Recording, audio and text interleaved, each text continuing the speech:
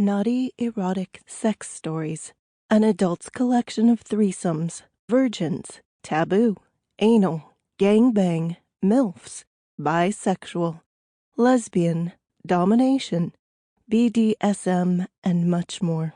Written by Anna Cook. Narrated by Anna Parker, Alicia Mills. Update version. Erotic stories for pleasure. Adults' hard and dirty collection. Forbidden desires, first time, savage, orgasmic, and much more. Written by Anna Cook.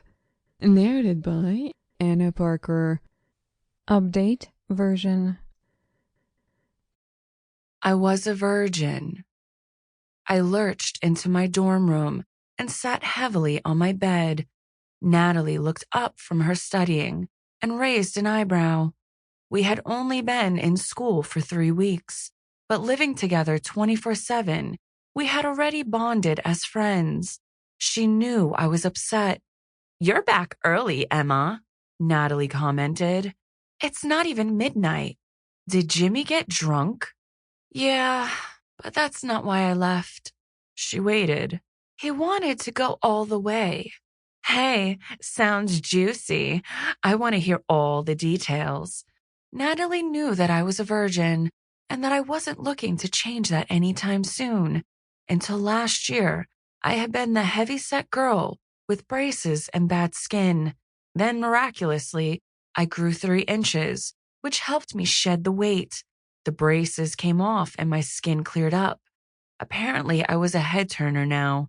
I've been told I look like Rose McGowan or Salma Hayek. Just as the boys were beginning to notice, I graduated. I had a summer fling that involved a lot of kissing and groping, but I was too afraid to take it further.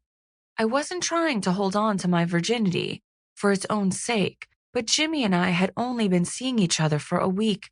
I wasn't ready to have sex, but he was. "We were kissing and kind of fooling around," I said. "We were also drinking wine." "Hey, at least it wasn't beer. I hate beer breath." He was playing with my boobs and running his hand all over me. It felt really good. I was tipsy and a bit dizzy, so we lay down. His hands were under my skirt, all over my legs and ass. The next thing I knew, panties were gone. Between the kissing and the wine, I never even felt him take them off. I pulled my panties from my pocket and tossed them in the hamper. They were damp and smelly, and I just couldn't put them back on. Natalie just giggled. "So you walked back here commando style? It's a good thing it wasn't windy. With that skirt, you would have flashed half the campus." "I was careful," I said. "What scared me was how it felt, Natalie. My skin was on fire. My head was pounding, and not just from the wine. When he put his finger in me, I moaned. I actually moaned. I couldn't stop him. I didn't want to stop him. God, I'm still worked up. I've never felt like that before." Next thing I know, his pants are around his knees, and he's crawling between my legs. I panicked. I just pushed him off and ran out. He kept calling my name, but I was too scared and embarrassed to turn back. Natalie came over and sat next to me. I flopped back on the bed, still feeling woozy from the alcohol, my pulse still racing from Jimmy's touch. She gently brushed a few strands of hair out of my face. I pulled my feet up onto the bed so I could lie straight, my knees bent, slightly parted, and pointing to the ceiling. "God, I wanted to do it so badly, Natalie," I cried, bursting into tears. "But I'm just afraid." My body was screaming yes, but my head was saying no.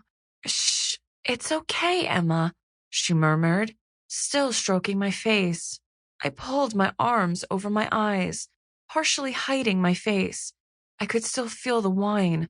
The room was spinning again, and I didn't want to look. I remembered his fingers as they rolled my nipples. God, that had gotten me damp. His hands under my skirt, stroking the soft, sensitive flesh of my inner thigh, inflamed my senses. Somehow they seemed softer and gentler in my mind. Sample complete. Ready to continue?